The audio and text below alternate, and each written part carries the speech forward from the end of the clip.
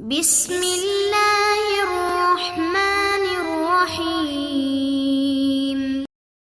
آج ہم اصول شاشی کے سبق نمبر 47 کو پڑھیں گے۔ آج کے سبق کا عنوان ہے قسم ثانی پر تفریحات۔ چونکہ استعارہ کی دو صورتیں ہم نے پڑھی، ایک علت اور معلول کے درمیان تھی، ایک سبب اور مسبب کے درمیان تھی، تو جو سبب اور مسبب کے درمیان استعارہ تھا اس پر کچھ تفریحات ہم آج کے سبق میں پڑھیں گے۔ آئیے سب سے پہلے عبارت اور اس کا ترجمہ کرتے ہیں۔ آج کی ہماری عبارت شروع ہوتی ہے وَعَلَى هَذَا نَقُولُ سے۔ مصنف علیہ رحمہ لکھتے ہیں وَعَلَى هَذَا نَقُولُ، اور اسی بنیاد پر ہم یہ کہتے ہیں کہ يَنْعَقِدُ النِّكَاحُ بِلَفْظِ الْهِبَةِ وَالتَّمْلِيكِ وَالْبَيْعِ، کہ نکاح لفظ ہبہ اور لفظ تملیک اور لفظ بے کے ساتھ منعقد ہو جاتا ہے۔ لِأَنَّ الْهِبَةَ بِحَقِيقَتِهَا تُوجِبُ مِلْكَ الرَّقْبَةِ، اس لیے کہ ہبہ اپنی حقیقت کی وجہ سے وہ ملک رقبہ کو واجب کر لیتا ہے۔ وَمِلْكُ الرَّقْبَةِ يُوجِبُ مِلْكَ الْمُتْعَةِ فِي الْأَمَاءِ، اور ملک رقبہ لونڈیوں میں ملک متع کو واجب کر لیتا ہے، ثابت کر لیتا ہے۔ فَكَانَتِ الْهِبَةُ سَبَبًا مَحْضًا لِثُبُوتِ مِلْكِ الْمُتْعَةِ، پس ہبہ یہ ملک متع کے ثابت ہونے کے لیے سبب محض ہو گیا۔ فَجَازَ أَن يُسْتَعَارَ عَنِ النِّكَاحِ، تو پس ہبہ کو نکاح سے مستعار لینا یہ جائز ہو گیا۔ وَكَذَلِكَ لَفْظُ التَّمْلِيكِ وَالْبَيْعِ، اور ایسے ہی لفظ تملیک اور لفظ بے کو بھی نکاح سے مستعار لینا جائز ہے۔ ولا ينعکس، البتہ اس کا الٹ نہیں ہو سکتا، حتی لا ينعقد البیع والہبۃ بلفظ النکاح، یہاں تک کہ بے اور ہبہ یہ لفظ نکاح کے ساتھ منعقد نہیں ہوں گے۔ ثم فی کل موضع یکون المحل متعینا لنوع من المجاز لا يحتاج فیہ الی النیۃ، پھر ہر وہ جگہ کہ جہاں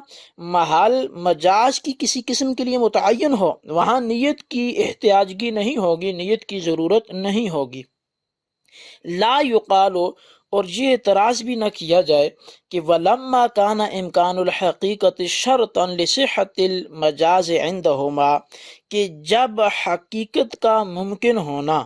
مجاز کے صحیح ہونے کے لیے صاحبین کے نزدیک شرط ہے، کیف یسوار الی المجاز فی صورت النکاح بلفظ الہبۃ، تو نکاح کی صورت میں لفظ ہبہ کے ذریعے مجاز کی طرف اس لفظ کو کیسے پھیرا جا سکتا ہے؟ مع ان تملیک الحرۃ بالبیع والہبۃ محال، باوجود اس حالت کے کہ آزاد عورت کو بے کے ذریعے یا ہبہ کے ذریعے مالک بنانا یا اس کی تملیک آگے یہ کسی کی ملک میں دینا یہ تو محال ہے۔ لِأَنَّا نَقُولُ، تو ہم اس کے جواب میں یہ کہتے ہیں کہ ذَلِكَ مُمْكِنٌ فِي الْجُمْلَةِ، کہ یہ کہیں نہ کہیں بعض صورتوں میں یہ ممکن ہے۔ بِأَنِ ارْتَدَّتْ وَلَحِقَتْ بِدَارِ الْحَرْبِ ثُمَّ سُبِّيَتْ، بائیں طور پر کہ عورت آزاد جو تھی وہ مرتد ہو جائے اور دارالحرب میں جا کے مل جائے اور پھر وہاں سے مسلمان اس کو قید کر کے واپس لے آئیں۔ وَصَارَ هَذَا نَصِيرُ مَسِّ السَّمَاءِ وَأَخَوَاتِهِ، اور یہ مثال ایسی ہوگی جیسا آسمان کو چھونے کی قسم کھانا، یا اس کی مثل دیگر جو مثالیں ہیں ہوا میں اڑنے وغیرہ کی، یا پتھر کو سونا بنانے کی قسم کھانا۔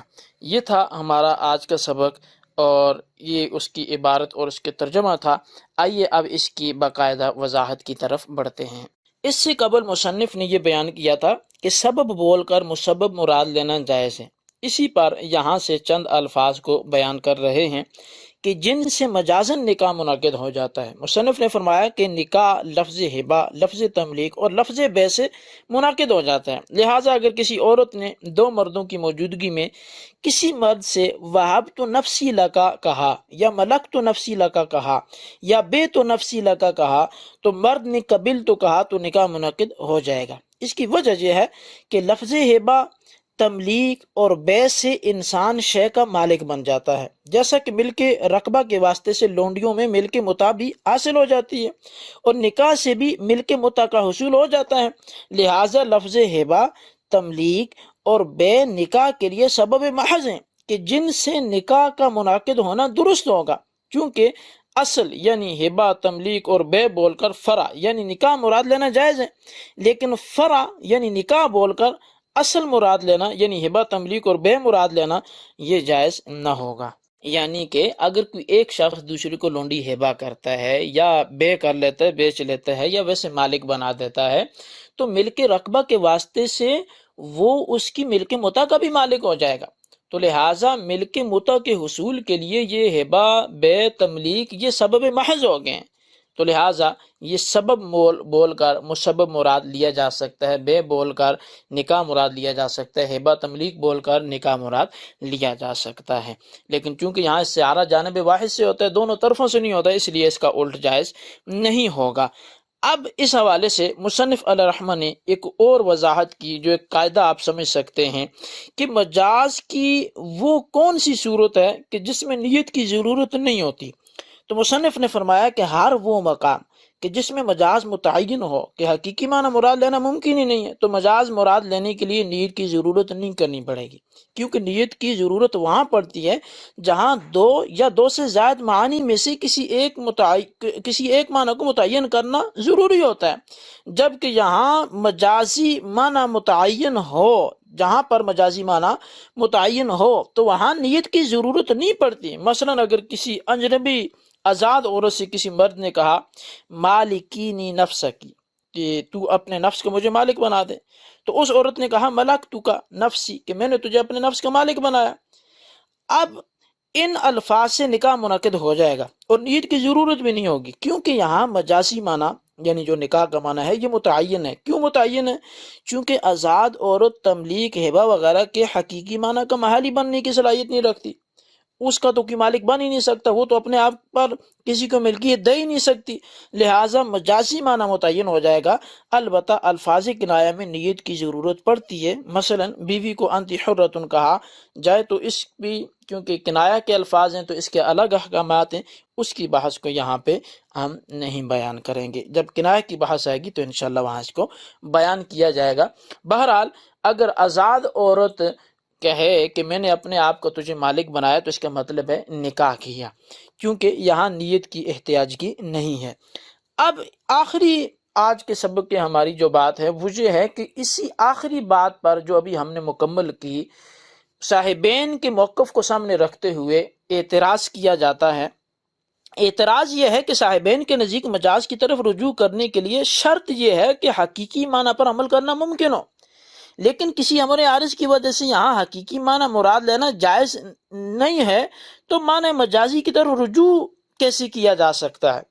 کیونکہ اگر معنی حقیقی پر عمل ہی ممکن نہ ہو تو مجازی معنی مراد نہیں لے سکتے، بلکہ کلام لغو ہو جائے گا۔ لیکن صاحبین نے آزاد عورت کے حق میں ہبہ اور بے کے ساتھ مجازن نکاح کے منعقد ہونے کے جواز کو بیان کیا ہے، حالانکہ آزاد عورت کا بے اور ہبہ کا محل بنانا تو ممکن ہی نہیں ہے، لہذا صاحبین کے نزدیک حقیقی معنی پر عمل کے ممکن نہ ہونے کی وجہ سے یہ تو کلام لغو ہو جانا چاہیے، نہ کہ اس سے نکاح کا انعقاد جائز مانا جائے۔ تو یہ صاحبین نے اپنے ہی موقف کے خلاف فتویٰ کیسے دے دیا؟ اس کا جواب مصنف علیہ رحمہ لأن نقول سے یوں دیتے ہیں کہ آزاد عورت کا ہبہ اور بے کا محل بننا کسی نہ کسی صورت میں ممکن ہے۔ اسی بات کو مصنف نے فی الجملہ سے تعبیر کیا ہے۔ ممکن اس طرح ہے کہ ہو سکتا ہے آزاد عورت مرتد ہو کر دارالحرب میں چلی گئی ہو، پھر مسلمانوں نے میدان جہاد سے اس کو پکڑ لیا اور مملوکہ بنا لیا، اب یہی آزاد عورت ہبہ اور بے کا محل بننے کی صلاحیت رکھتی ہے، اس لیے کہ اب یہ مملوکہ ہو گئی ہے، حالانکہ پہلے یہ آزاد تھی۔ مجازی معنی مراد لینے کے لیے امکانات کو ہونا کافی ہوتا ہے، جس طرح کہ کسی نے قسم کھاتے ہوئے کہا۔ اب مصنف علیہ رحمہ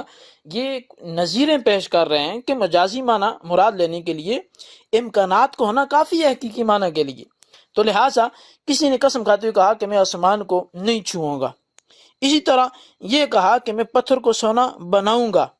اور یا میں ہوا میں اڑوں گا، تو قسم کھانے والی کی قسم منعقد ہو جائے گی اور قسم کھانے والے پر کفارہ واجب ہوگا۔ حالانکہ کفارہ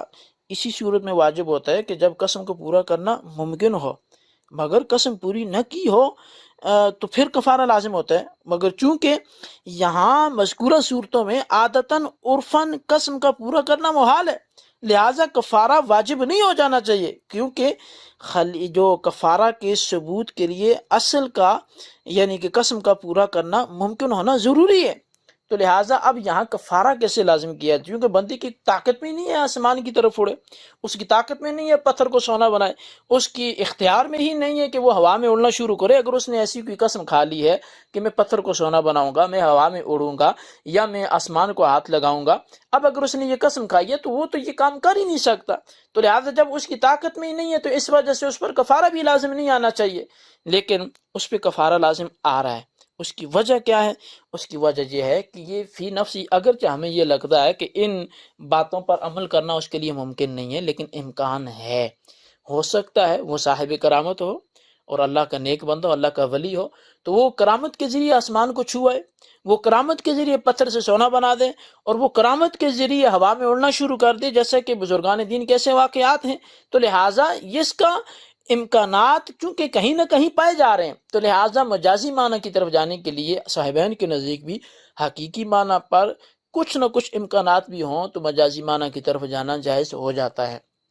تو اس گفتگو سے یہ اعتراض بھی دور ہو جائے گا۔ یہ تھا ہمارا آج کا سبق، اور اس سبق کو اگر ہم خلاصتاً بیان کرنا چاہیں تو استعارہ کی جو دو قسمیں تھیں، اس میں سے قسم ثانی پر کچھ تفریعات تھی، اور تفریعات کے بعد پھر ہم نے صاحبین کے اوپر ہونے والے اعتراض اور اس کے جواب کو بھی پڑھا۔ اس سبق کو نوٹ کریں، اپنے رجسٹر پر لکھیں اور یاد بھی کریں، اور بالخصوص ان سوالات کے جوابات دیں۔ سوال نمبر 1 یہ ہے کہ لفظ ہبہ، لفظ تملیک اور لفظ بے سے نکاح کا انعقاد ہو جاتا ہے یا نہیں، اور نکاح بول کر ہبہ یا بے کا انعقاد ہو جاتا ہے یا نہیں، وجہ سمیت بیان کریں۔ سوال نمبر 2 یہ ہے